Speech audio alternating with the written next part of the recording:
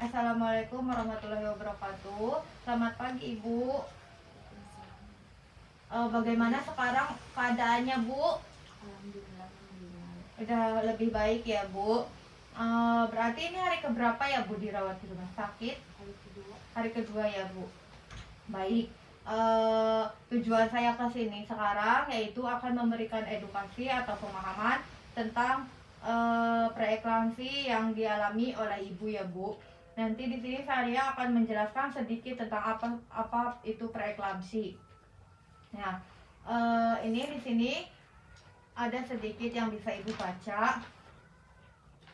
Kita mulai ya Bu. Sebelum kita masuk ke pemahaman atau edukasinya, apakah ada yang ingin Ibu tanyakan terlebih dahulu? Belum ada ya Bu. Baik, sekarang kita mulai ya Bu. Yang pertama, ada pengertian preeklamsi. Apa sih preeklamsi itu? Preeklamsi adalah kumpulan gejala yang timbul pada ibu hamil, bersalin, dan dalam masa nifas yang terdiri dari trias, hipertensi, protein urea, dan edema. Nah, seperti yang biasa orang ketahui itu ada hipertensi atau tekanan darah tinggi ya Bu. Namun pada preeklamsi ini sendiri memang adanya tekanan darah tinggi, tetapi bukan hanya itu. Jadi di preeklamsi itu ditandai dengan adanya protein dalam urin dalam 24 jam. Nah, yang kedua itu ada penyebab. Yang pertama ada kelainan pada darah menuju rahim. Yang kedua ada kerusakan pembuluh darah. Yang ketiga ada diet atau konsumsi makanan yang salah. Yang selanjutnya ada gejala. Di sini ada beberapa gejala. Yang pertama sakit kepala di daerah frontal. Yang kedua ada mual dan muntah. Yang ketiga ada penglihatan kabur, nyeri di daerah epigastrium. Yang selanjutnya ada tekanan darah akan meningkat lebih tinggi. Elemen dan protein urea bertambah meningkat. Nah, di sini ada salah satu gejala yang Ibu alami. Ada ya, yaitu mual dan muntah. Kalau sakit kepala ada nggak Bu? Ada ya. Baik, nah di sini yang selanjutnya ada apa saja faktor resiko terjadinya preeklamsi. Yang pertama itu adalah riwayat tekanan yang kronis sebelum kehamilan. Yang kedua adanya riwayat kencing manis. Yang ketiga ada preeklamsi pada saudara ibu. Yang keempat mengandung lebih dari 1 kali. Yang kelima pernah mengalami preeklamsi sebelumnya. Nah, sebelumnya apakah sebelum kehamilan yang sekarang apakah sebelumnya juga Ibu sudah mengalami preeklamsi seperti ini? Ya, tidak ya Bu ya. Yang sekarang kemungkinan karena janinnya ada 2 atau kembar ya Bu, jadi mengalami preeklamsi. Selanjutnya ada pencegahan. Yang pertama yaitu diet yang dianjurkan cukup protein, rendah karbohidrat, lemak, dan garam. Yang kedua ada periksalah kehamilan secara teratur untuk mengetahui kondisi ibu dan janin. Jadi dianjurkan 1 bulan sekali minimal untuk kontrol ke dokter atau bidan. Yang selanjutnya yaitu sangat dianjurkan bagi ibu hamil untuk minum dalam jumlah yang banyak setiap hari. Selanjutnya ada penanggulangan. Di sini ada beberapa penanggulangan, yaitu yang pertama mengulur waktu kelahiran, yang kedua pengobatan sesuai anjuran, yang ketiga yaitu pada preeklamsi parah, dokter akan menganjurkan kelahiran prematur untuk mencegah hal buruk atau adanya komplikasi yang lain. Nah, sebelum kita lanjut, apakah ada yang ingin Ibu tanyakan terlebih dahulu? Tidak, cukup jelas ya Bu. Ya.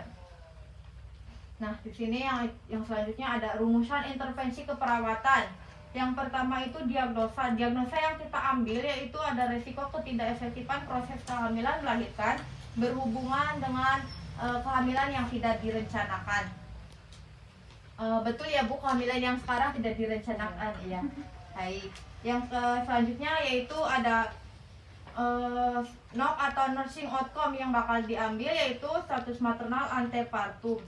Di mana di sini ada beberapa indikator yang diambil. Yang pertama itu ada ikatan emosional ke janin.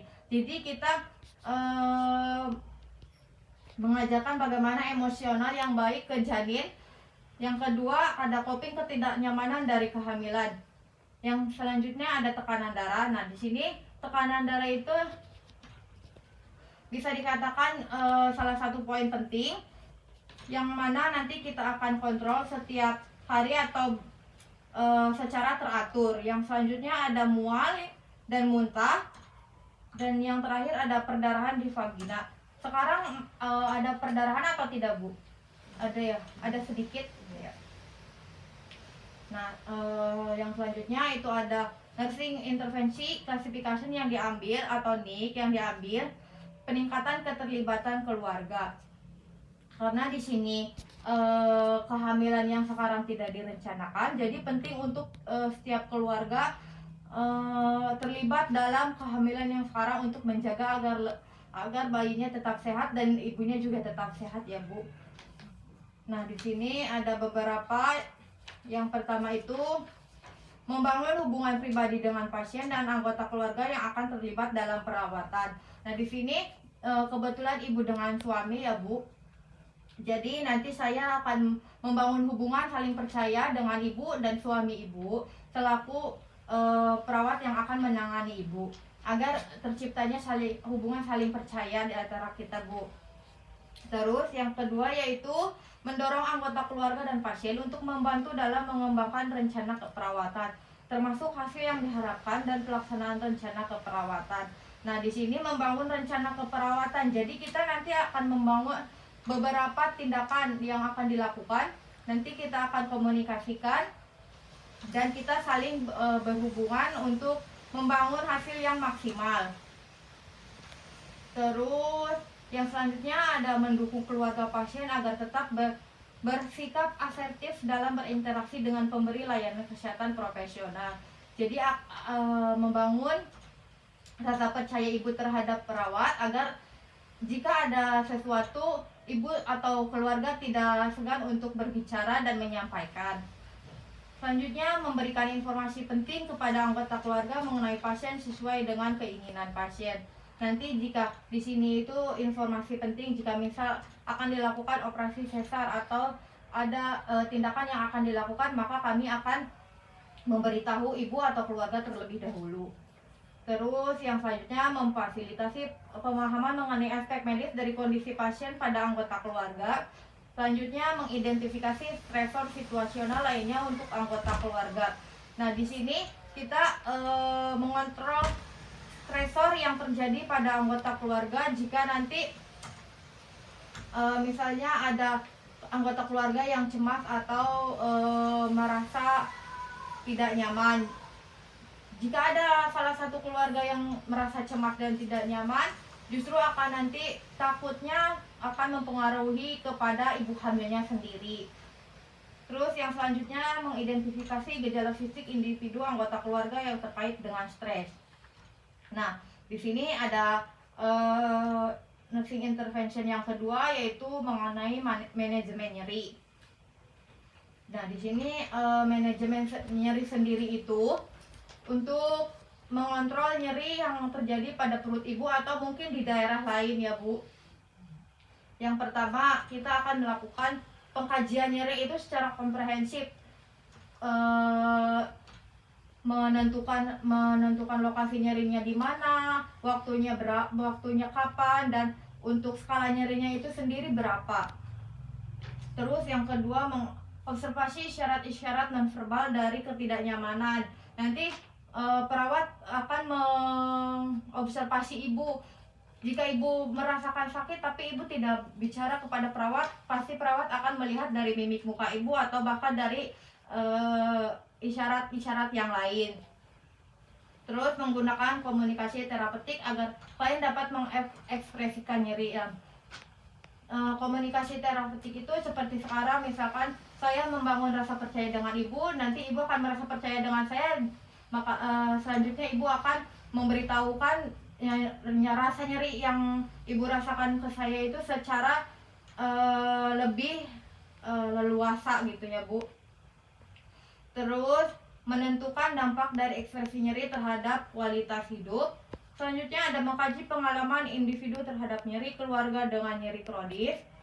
memberikan informasi tentang nyeri seperti penyebab, berapa lama terjadi, dan tindakan pencegahan. Nah, misalnya di sini penyebabnya itu ya karena rasa kencang-kencang atau bahkan yang lain ya Bu. Terus mengajarkan penggunaan teknik non farmakologi. Nah, di sini untuk teknik non farmakologi nyeri itu sendiri bisa kita dengan tarik nafas dalam ya Bu, atau relaksasi nafas dalam. Mau kita coba Bu untuk relaksasinya ya Bu, agar nanti kalau Ibu merasa nyeri Ibu bisa dilakukan sendiri. Nah, kita sekarang mulai ke tekniknya ya Bu. Yang pertama itu Ibu letakkan tangan kanan di dada. Yang kedua di perut. Nah, ya seperti itu. Terus Ibu tarik nafas dari hidung. Tahan 1 2 3, keluarkan dari mulut. Nah, ya. Terus diulangi lagi, tarik nafas dari hidung. Hitung 1 2 3, keluarkan dari mulut. Nah, seperti itu Bu. Bagaimana? Cukup gampang kan Bu? Ya, bisa dilakukan sendiri ya Bu. Ya, baik. Mungkin itu saja yang bisa saya sampaikan dan saya beritahukan kepada Ibu. Untuk nyeri sendiri itu bisa dengan teknik relaksasi nafas dalam. Namun jika untuk peningkatan keterlibatan keluarga bisa dengan adanya dukungan dari keluarga Ibu sendiri ya Bu. Baik, sekian yang bisa saya sampaikan. Sebelum saya akhiri, ada yang Ibu mau tanyakan? Belum ya, cukup jelas semuanya ya Bu ya. Ya baik, kalau tidak ada, mudah-mudahan cepat lahiran, semuanya sehat ya Bu. Ya, wabillahi taufiq wal hidayah. Wassalamualaikum warahmatullahi wabarakatuh.